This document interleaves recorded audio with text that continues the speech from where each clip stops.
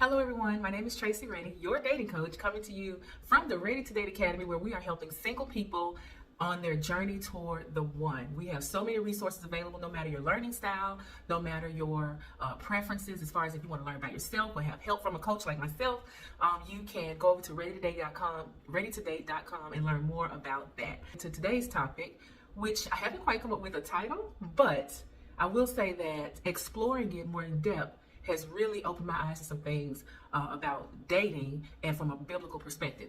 Let's talk about it. So today I want to talk to you about the importance of mentorship in the dating process. I posted on Facebook the other day that every single woman who desires a healthy, loving relationship, I posted on Facebook that she needs to have a mentor. She needs to have a Naomi. She needs to have Naomi in her life. And so I had a lot of good feedback from there. People said, oh, I wish I had that. I would love someone in my life like that, et cetera, et cetera. But let's talk about what it looks like to pick your Naomi. Like I said, this book is, to me, mostly about Naomi's journey. So let's learn a little bit more about what your Naomi, if you're going to have one, should be like. Number one, in verses 1 through 5, we see that Naomi has been through a lot of loss and transition, even to the point of, like I said, losing her husband, losing her 2 sons. And it's not to say that you need to go find a widow necessarily to be your Naomi, but more so someone who has been through something. Someone who you can look at and point to that, oh, they have lived a life. They got some experiences that I can glean from. And not only that, it's likely something about, and I've mentioned this later on in my notes, it's likely something about Naomi that Ruth really admires. It makes her want to stay with her. So I'm assuming she must have admired her marriage. She admired her relationship with her son. She admired the way she respected their union. Because think about it, this is her mother-in-law. And the way the world portrays it now, all mothers-in-law are evil and hard and terrible and hate their daughters-in-law. And this is not true. I know it's not true for myself. It's definitely not true in this story because both of her daughters-in-law wanted to stay with her. But only one did. But we'll talk about that in a second. So first thing you want to point out when we're talking about looking for Naomi, someone who has some experience, something that you can pull from. So that's not necessarily about an age, but more so a stage in life. Okay, if you're looking for, like I said, if you look, the original post was, if you're looking to have a healthy relationship, you need a Naomi.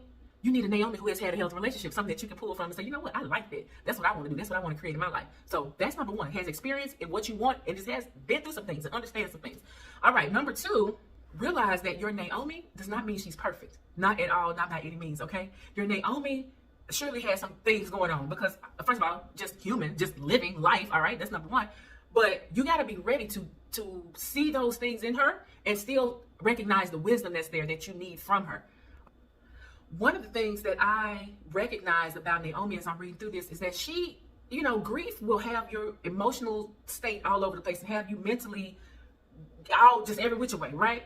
And so she's dealing with grief, she's dealing with loss, she's dealing with tragedy, she's dealing with the fact that in her time, a woman without a husband or sons to take care of her is in a lot of trouble. A lot of uncertainty is there. She don't know where her next meal is gonna come from. She don't know anything. And yet and still, she was trying to push these daughters-in-law to go and be with other families so that they can be taken care of. And they both really wanted to be with her. And so what I'm saying to you is you're going to see your Naomi uncovered. You're going to see her emotionally vulnerable. You're going to see her perhaps not understanding fully her role in your life or how pivotal she is in helping you grow and develop into what it is that you are wanting her to help you grow with. But you got to be able to endure that to get to the wisdom that you need to move forward on your journey. So if you're looking for somebody who's perfect, I feel like there's this, and I mentioned this recently in a video about how people who, when they often talk about relationship goals, they're talking about perfection, as if there is a relationship that is perfect. And so then somebody who we tout as being like relationship goals, oh, they're so cool, nice couple, hashtag goals.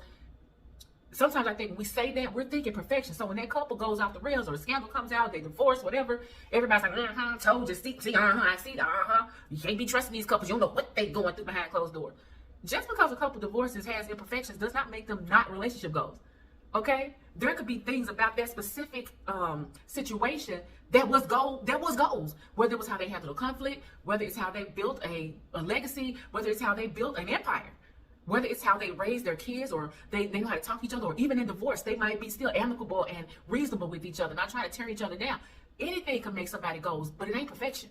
So you got to be willing to see your Naomi's imperfections, whether that's in her personal, self, or if that's in her marriage or whatever, and still be able to say, but I need that blessing. I need that wisdom that you got. I need that guidance that you got. You got to be able and willing to see that, pray for her, but then also still stick beside it. Stick beside it. She your Naomi, you gonna stick beside. You got to still be able to do that, okay?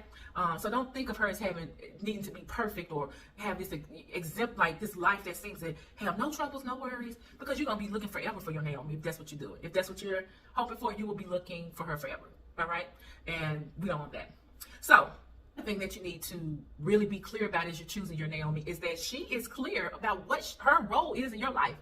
I've seen people call other people their Naomi, their mentor, their person that's involved in their life and helping them navigate the journey. I've seen people call people that without that person even knowing that that's what they're there for. They're kind of watching them from afar. I have a couple of people in my life who I've met maybe once or twice, but I follow them closely as business mentors or something like that. That's not the same, because you can have mentors that are kind of like a far off. You know, they're not like in your life intimately. You can have some like distant mentors. You know, and maybe even not know that you look at them as a mentor. That's not what Naomi is. Naomi is somebody whose life, y'all life on life. Y'all are life on life. Y'all are, you in her business and she in your business, okay? You know, y'all are communicating regularly. And even if it's if you like have a counselor or coach to be your Naomi, it's still that they know you intimately. She should know you intimately to where you're calling her or y'all are some kind of way contacting each other on a regular basis where you can fully understand, or she can fully understand that this is what I'm expecting you to do. Like, this is the nature and the purpose of this relationship, for you to mentor me in my love journey. It can't be somebody who, far off, oh yeah, over there, somebody that doesn't know that that's what you're looking to them to do, what you're looking at them to do for you. It has to be somebody who is aware that y'all have entered a mutual agreement for this mentor-mentee thing for the purpose of your dating journey. Now, some of y'all, when I mention Naomi, you're like, oh my gosh, I would love to have that, which is great. But don't just think of, I would love to have a mother figure who I could just talk to. That's not what we're talking about, okay? We are talking about a woman who is in the position or has had the position that you're trying to achieve, okay? She's experienced some level of success and love. She's willing to recognize her purpose in your life, and she's able and aware, and you two are mutually committed to her moving you forward in that journey, period. Everything else is just, fairy godmother type of thing. Oh, I just love talking to her. She's so sweet. This ain't got to be a mother figure. This could be anybody of any age as long as she fits these criteria.